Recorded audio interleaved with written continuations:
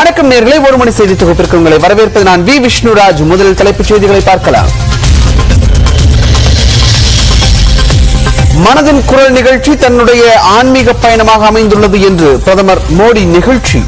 உரையாடுவதன் மூலம் மக்களை வழிபடுவதாகவும் 100வது பதிப்பில் உருக்கம்.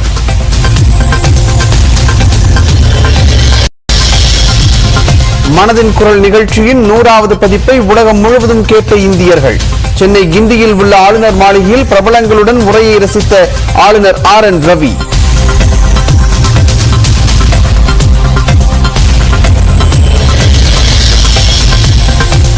கோவை, திருநெல்வேலி, தென்காசி உள்ளிட்ட 9 மாவட்டங்களில் இன்று கனமழைக்கு வாய்ப்பு. சென்னையில் இடியுடன் கூடிய மிதமான மழை பெய்யக்கூடும்.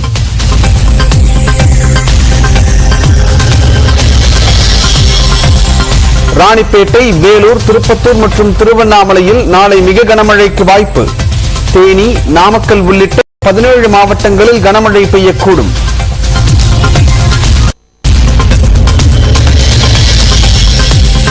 கோடை விடுமுறையை ஒட்டி கொடைக்கானலில் குவிந்துள்ள சுற்றுலா பயணிகள். உதகையிலும் நிரம்பி வழியும் சுற்றுலா தலங்கள்.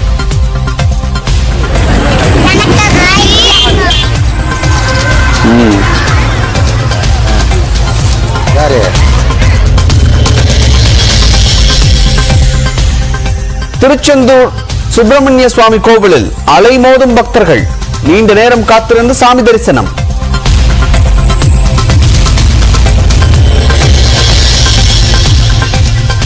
திருச்சி மாவட்டம் சிறுகனூர் அருகே விவசாய சங்க பிரமுகர் வெட்டிக்கொலை. பஞ்சமி நில ஆக்கிரமிப்பு உட்பட சமூக பிரச்சனைகள் குறித்து ஆட்சியரிடம் புகார் அளித்து வந்தவர் என தகவல்.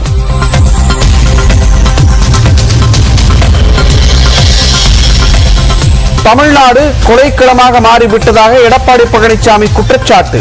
24 மணி நேரமும் மதுபானம் கிடைப்பதாகவும் புகார்.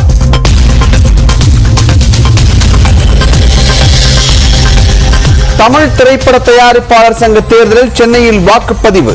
நடிகர்கள் ரஜினிகாந்த், ராதா ரவி உள்ளிட்டோர் வாக்களித்தனர்.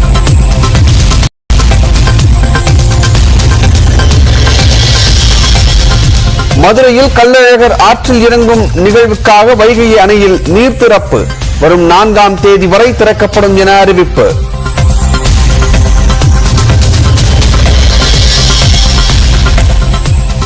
கர்நாடகாவில் பாஜக வென்றால் பசவராஜ் பொம்மைதான் மீண்டும் முதலமைச்சர். மத்திய அமைச்சர் பிரகலாத் ஜோஷி நியூஸ் 18க்கு பிரத்யேக பேட்டி.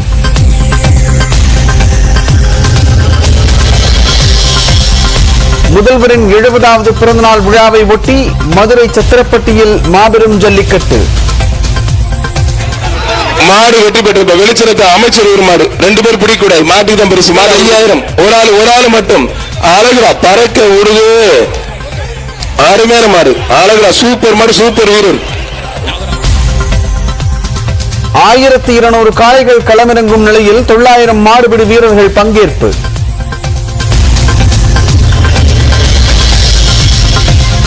மதுரை அருகே காமராஜர் பல்கலைக்கழக உறுப்பு கல்லூரி விரிவுரையாளர் கைது.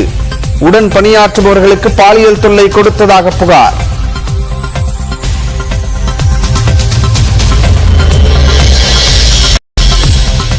பஞ்சாபின் லூதியானா அருகே பால் பொருள் தயாரிக்கும் ஆலையில் வாயு கசிவு. 11 பேர் உயிரிழந்த நிலையில் 10 பேர் மருத்துவமனையில் அனுமதி.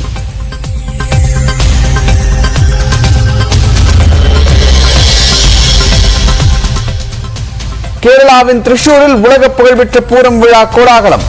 பிரத்யேக அலங்காரம் செய்யப்பட்ட யானைகள் மீது 10 கோவில்களில் இருந்து எடுத்து வரப்பட்ட குடைகள்.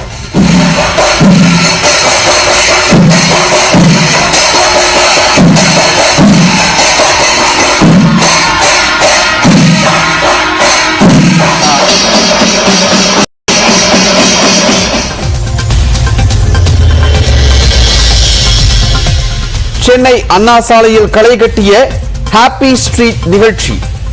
LIC கட்டிடத்தின் பின்னணியில் சென்னை வாசிகள் உற்சாக கொண்டாட்டம்.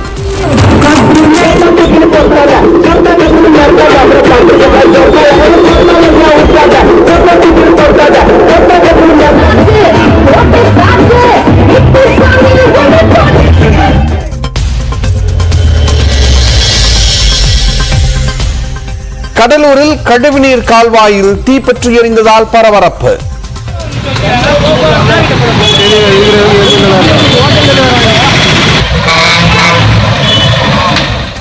பெரும் போராட்டத்திற்கு பிறகு தீயை கட்டுப்படுத்திய தீயணைப்புத் துறையினர்.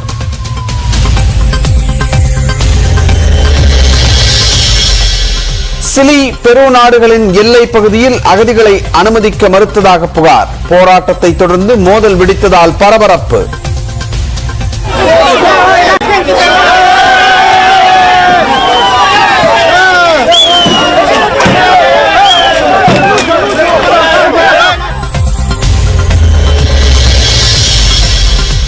ஐபிஎல்லில் சென்னை பஞ்சாப் அணிகள் இன்று 3:30 மணிக்கு பலப்பரீட்சை.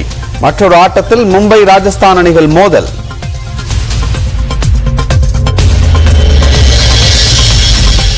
வெளியான 2 நாட்களில் பொன்னியின் செல்வன் 2ஆம் பாகம் 100 கோடி வசூலை தாண்டியது. தயாரித்துள்ள லைகா நிறுவனம் அறிவிப்பு.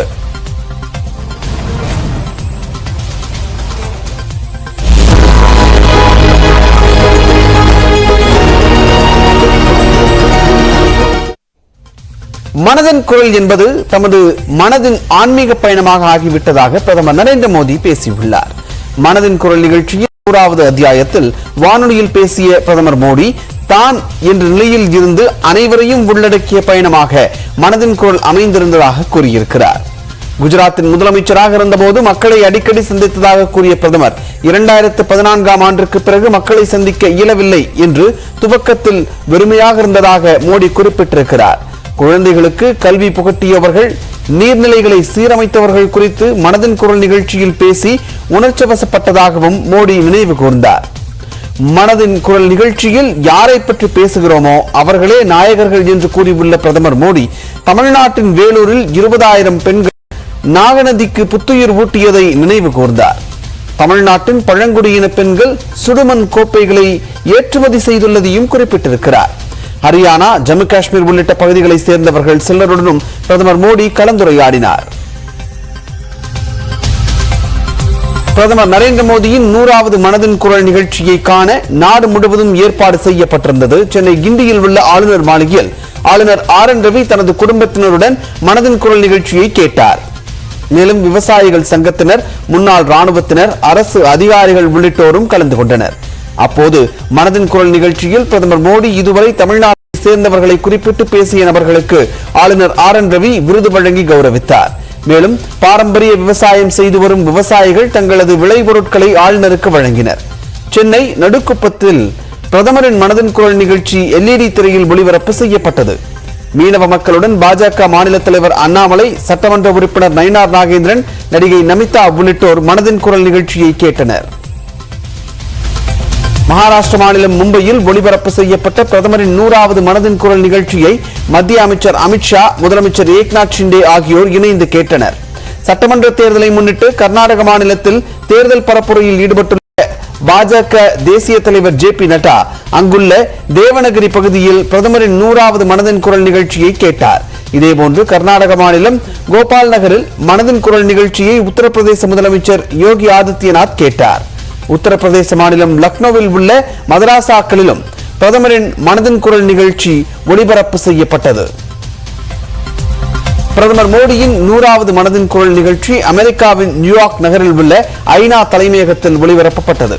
அமெரிக்காவின் நியூஜெர்சி நகரில் ஒளிபரப்பு செய்யப்பட்ட பிரதமர் மோடியின் மனதின் குரல் நிகழ்ச்சியை இந்திய வம்சாவளியினருடன் இணைந்து மத்திய வெளியுறவுத்துறை அமைச்சர் ஜெய்சங்கர் கேட்டார்.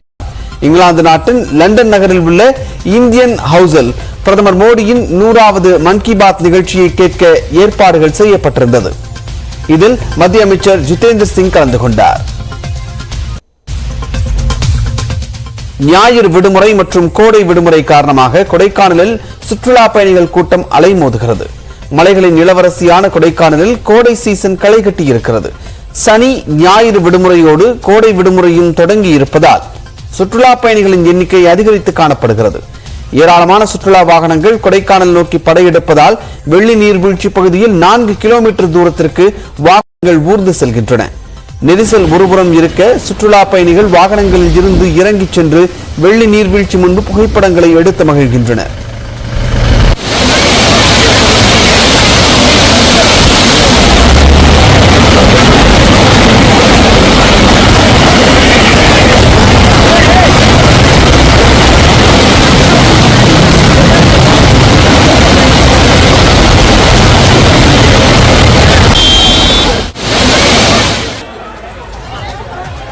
கொடைக்கானல் நகர் பகுதிகளிலும் கடும் போக்குவரத்து நெரிசல் காணப்படுகிறது. அதே நேரம் பிரைன் பூங்கா, பைன் மரக்காடுகள், குணா பசுமை பள்ளத்தாக்கு, வட்டக்கானல் அருவி, பாம்பார் அருவி, நட்சத்திர ஏரி போன்ற இடங்களின் அழகை சுற்றுலா பயணிகள் கண்டு மகிழ்கின்றனர்.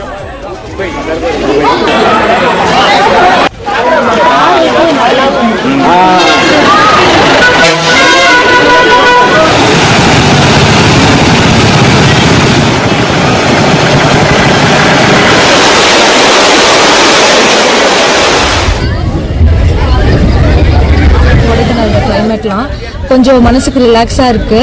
இந்த க்ளவுட்ஸில் ரொம்ப கிட்டவே இருக்கிறதால ரொம்ப கொஞ்சம் நல்லா இருக்கும் ஃபீலிங்காக. இது வந்து பிரைன் பார்க் வந்திருக்கு. இங்கே இந்த ஃப்ளவர்ஸ்லாம் பார்க்கவே ரொம்ப மனசுக்கு ஆறுதலாக இருக்குது. எங்கே ஸ்ட்ரெஸ் இருந்தாலும் ரிலீஃப் ஆகிடும். அவங்களுக்கு பார்க்க பூக்களெல்லாம் ரொம்ப அழகாக இருக்குது. இன்னும் நிறைய பேர் இங்கே வந்து போகலாம். ஆனால் இங்கே பிரச்சனை ஒன்றும் இல்லை, டிராஃபிக் தான் கொஞ்சம் பிரச்சனையாக இருக்குது. ஒரு இடத்துலேருந்து இன்னொரு இடத்துக்கு போக கொஞ்சம் தாவணும், ஒரு 1/2 hour 1 hour ஆகுது. மற்றபடி இங்கே எல்லாம் நல்லா ஜாலியாக தான் இருக்குது. உதகையில் சுற்றுலா பயணிகளின் வருகை அதிகரித்திருக்கிறது. ரோஜா பூங்கா, தாவரவியல் பூங்கா, படகு இல்லம் உள்ளிட்ட பகுதிகளில் சுற்றுலா பயணிகள் குடும்பத்தினருடன் உதகையில் குவிந்துள்ளனர்.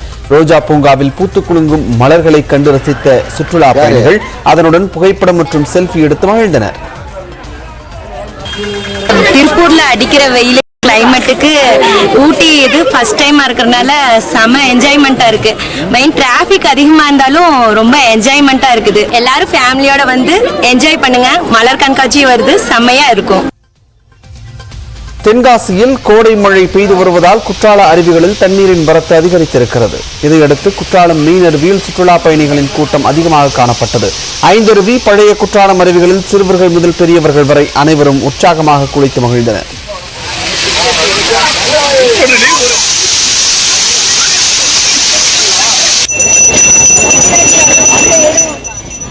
கன்னியாகுமரியில் திருவள்ளுவர் சிலை, விவேகானந்தர் மண்டபம் போன்ற இடங்களை காண சுற்றுலா பயணிகள் குவிந்தனர். சூரிய உதயத்தை திரளானோர் கண்டு ரசித்தனர்.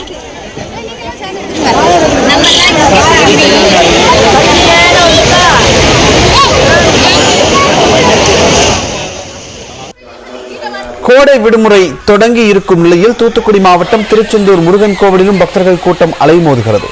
முடிக்காணிக்கை செலுத்தியும் அங்கப்பிரதட்சணம் செய்தும் பால்குடம் மற்றும் காவடி எடுத்தும் பக்தர்கள் நேர்த்திக்கடன் செலுத்துகின்றனர். திருச்செந்தூர் கடற்கரை மக்கள் கூட்டத்தால் நிரம்பி வழிகிறது.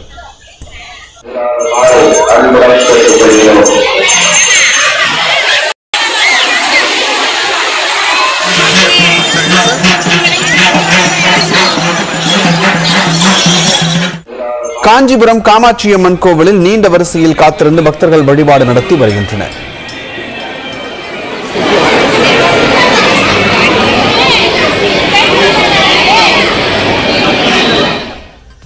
பஞ்சாப் மாநிலம் லூதியானாவில் பால் பொருள் தயாரிக்கும் தொழிற்சாலையில் விஷவாயு கசிவால் 11 பேர் உயிரிழந்தது சோகத்தை ஏற்படுத்தியிருக்கிறது. லூதியானாவில் கியாஸ்புரா என்ற பகுதியில் காயில் பால் பொருட்கள் தயாரிப்பு தொழிற்சாலை செயல்பட்டு வருகிறது. இந்த ஆலையில் காலை 7:15 மணி அளவில் தொழிலாளர்கள் பணியில் ஈடுபட்டிருந்தனர். அப்போது குளிரூட்டும் கருவியில் தொழில்நுட்ப கோளாறு காரணமாக திடீரென விஷவாயு வெளியேறியுள்ளது. இதனை சுவாசித்த ஊழியர்கள் அடுத்தடுத்து மூச்சு திணறி மயங்கி விழுந்தனர்.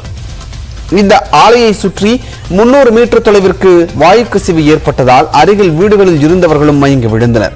இதையடுத்து சம்பவ இடத்திற்கு விரைந்து தேசிய பேரிடர் மீட்புக் குழுவினர் பாதுகாப்பு உபகரணங்களை கொண்டு மீட்பு பணியில் ஈடுபட்டனர்.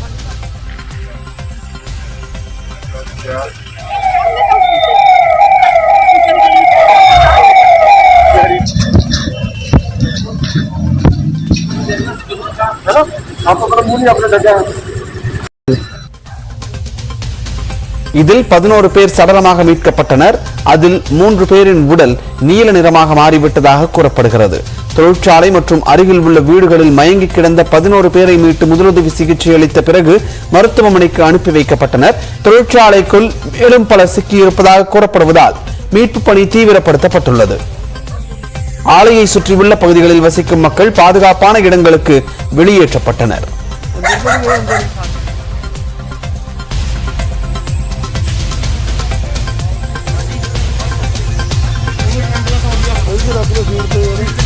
இந்நிலையில் லூதியானாவில் விஷவாயு கசிவு சம்பவம் மிகுந்த வருத்தமளிப்பதாக முதலமைச்சர் பகவந்த் மான் தெரிவித்திருக்கிறார்.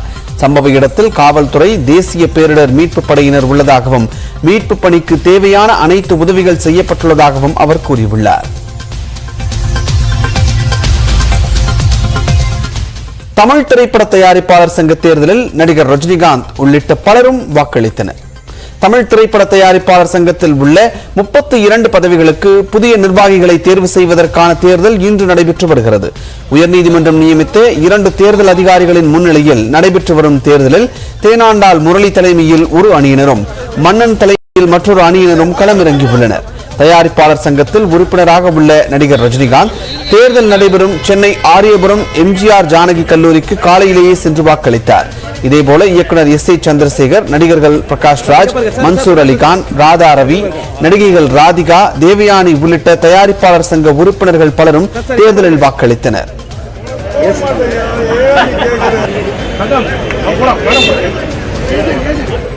தொடர்ந்து விரைவுச் செய்திகளை பார்க்கலாம்.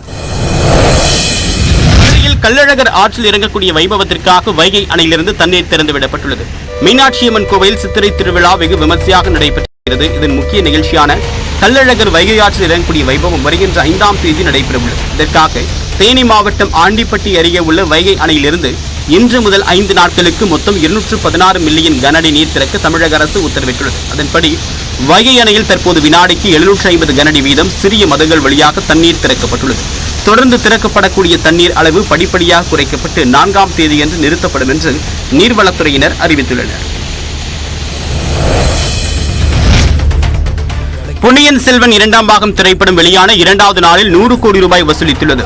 இயக்குனர் மணிரத்னம் இயக்கத்தில் விக்ரம், ஜெயம் ரவி, த்ரிஷா, ஐஸ்வர்யா ராய் உள்ளிட்டோர் நடிப்பில் உருவாக்கியுள்ள பொன்னியின் செல்வன் 2 திரைப்படம் நேற்று முன்தினம் திரையரங்கில் வெளியானது. பெரும் எதிர்பார்ப்புகளுக்கு இடையே வெளியான திரைப்படம் வெளியான 2 நாளில் உலகளவில் 100 கோடி ரூபாய்க்கு மேல் வசூலித்திருப்பதாக லைகா தயாரிப்பு நிறுவனம் தன்னுடைய ட்விட்டர் பக்கத்தில் தெரிவித்துள்ளது. இதன் மூலமாக 100 கோடி ரூபாய் வசூலித்த திரைப்படங்களின் பட்டியலில் பொன்னியின் செல்வன் 2ஆம் பாகமும் இணைந்துள்ளது.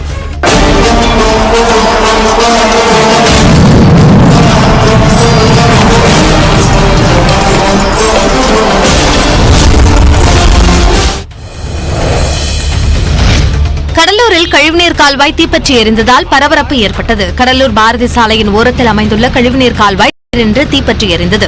தீயணைப்புத்துறையினர் சம்பவ இடத்திற்கு வருவதற்குள் கால்வாய் முழுவதும் தீப்பரவியது. பொதுமக்கள் அச்சமடைந்த நிலையில் அதனை கட்டுப்படுத்த முடியாமல் திணறி வந்த தீயணைப்புத்துறையினர் நீண்ட போராட்டத்திற்கு பிறகு தீயை அணைத்தனர். போலீசார் விசாரணையில் உணவகத்திலிருந்து வெளியேற்றப்பட்ட எண்ணெய் கழிவுகள் கால்வாயில் அடைத்திருந்ததால் தீப்பற்றியதாக தெரியவந்தது. ஆந்திர பிரதேச மாநிலம் நெல்லூரில் ஏடிஎம் இயந்திரம் தீப்பிடித்து எரிந்ததால் பரபரப்பு ஏற்பட்டது. நெல்லூர் மாவட்டத்தில் சாலையோரம் அமைந்துள்ள ஏடிஎம் இயந்திரம் திடீரென்று தீப்பிடித்து எரிந்தது. இதுகுறித்து தகவல் அறிந்து சம்பவ இடத்திற்கு வந்த தீயணைப்புத்துறையினர் தீயை அணைத்தனர். அதற்குள் ஏடிஎம் இயந்திரம் முற்றிலும் கருகி சேதமடைந்தது.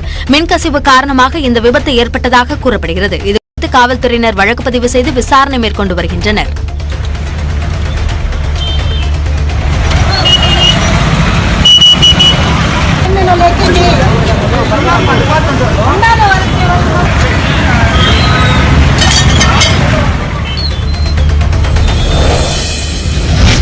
தமிழ்நாட்டில் மது விற்பனை விசித்திரமாக உள்ளதாகவும் 24 மணி நேரமும் மதுபானம் கிடைப்பதாகவும் அதிமுக பொதுச் செயலாளர் எடப்பாடி பழனிசாமி குற்றம் சாட்டியுள்ளார்.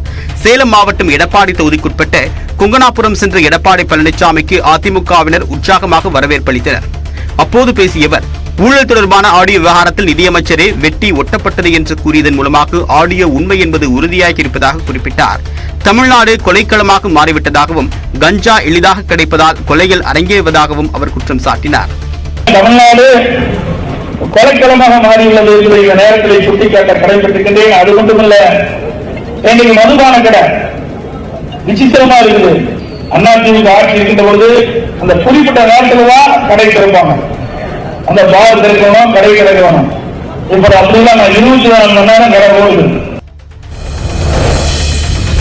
மதுரை அருகே உடன் பணியாற்றிய விரிவுரையாளருக்கு பாலியல் தொந்தரவு அளித்த விரிவுரையாளரை காவல்துறையினர் கைது செய்துள்ளனர்.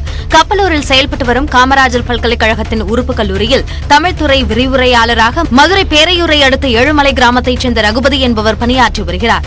இவர் கடந்த 3 மாதங்களாக பாலியல் தொந்தரவு செய்ததாக உடன் பணியாற்றிய விரிவுரையாளர் ஒருவர் ஆஸ்டின்பட்டி காவல் நிலையத்தில் புகார் அளித்தார். இதையடுத்து ரகுபதியை கைது செய்து காவல்துறையினர் விசாரணை நடத்திய போது மது போதைக்கு அவர் அடிமையானதும் மது குடித்துவிட்டு கல்லூரிக்கு சென்று மாணவர்களுக்கு பாடம் நடத்தியதும் தெரியவந்தது.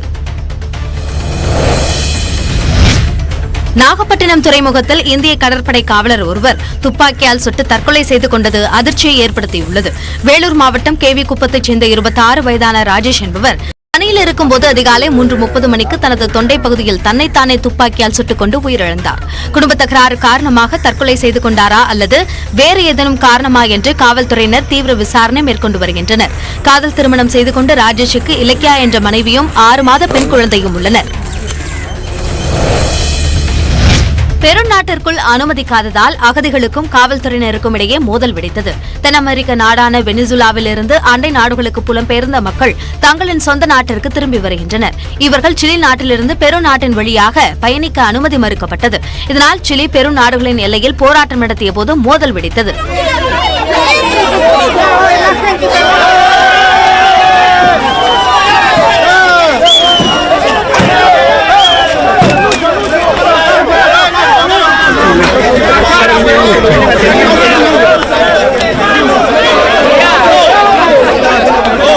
இந்த போராட்டத்தால் சிலி பெரு நாடுகளை இணைக்கும் நெடுஞ்சாலையில் பல கிலோமீட்டர் தொலைவுக்கு வாகனங்கள் அணிவகுத்து நின்றன.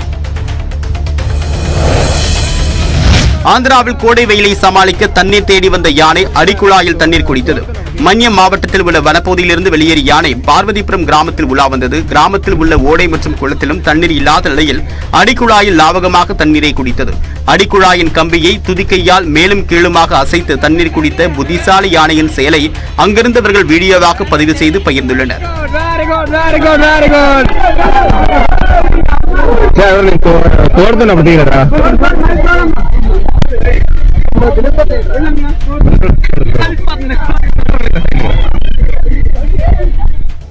திருச்சி மாவட்டம் சிறுகனூர் அருகே விவசாய சங்க பிரமுகர் வெட்டி கொலை செய்யப்பட்ட சம்பவம் பரபரப்பை ஏற்படுத்தி இருக்கிறது.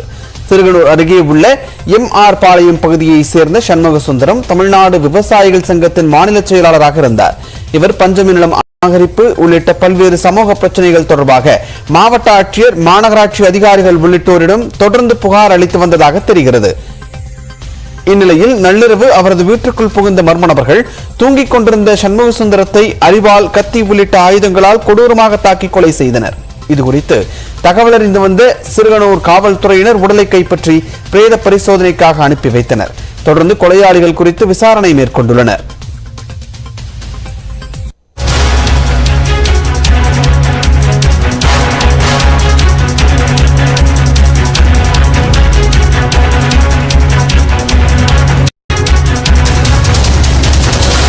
They are trying to create an illusion. They are trying to create a perception, but people have not accepted. As far as their corruption is concerned, matter either it is referred by the court or otherwise by some quasi-judicial authorities. Whereas this 40% what they are trying to allege, there is absolutely not even a single case is pending before any quasi-judicial authority, any authority, or in front of the court. Do you think Modi's charisma will be the biggest trump card in this election to sweep the BJP? Modi is our natural important leader, and it is quite so that his arrival in Karnataka, it will further add to our vote bank. One last question, sir. There is an opinion about who will be the CM. You are the CM face of the Karnataka. What is that? Already see our chief minister is Mr. Bommai, and he is leading. They are trying to create an illusion. தற்போதைய முக்கிய செய்தியை தற்போது நாம் பார்த்தோம். கர்நாடக சட்டமன்ற தேர்தலில் பாஜக வெற்றி பெற்றால் பசவராஜ் பொம்மையை முதலமைச்சராக தொடர்வார் என்று மத்திய அமைச்சர் பிரகலாத் ஜோஷி நியூஸ் 18 தமிழ்நாட்டிற்கு அளித்திருக்கக்கூடிய பிரத்யேக பேட்டியில் தெரிவித்திருக்கிறார். அது தொடர்பான அந்த முக்கிய செய்தியை தற்போது நாம் பார்த்தோம்.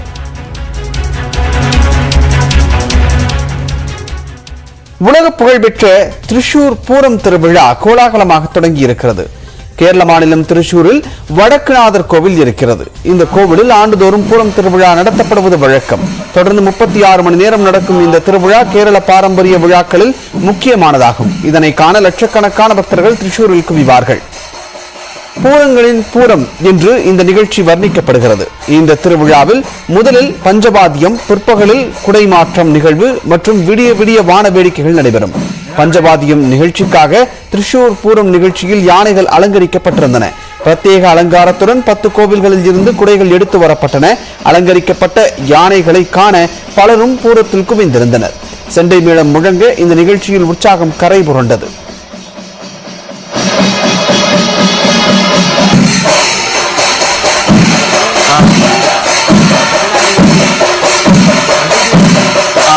പുറത്തോട്ട് പോകണേ.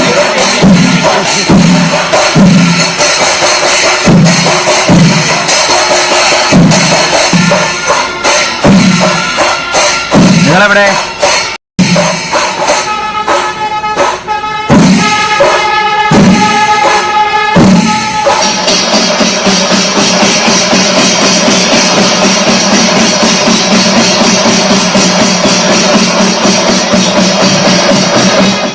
தொடர்ந்து அண்மைச் செய்திகளுக்கு இணைந்திருங்கள். இது நியூஸ் 18 தமிழ்நாடு.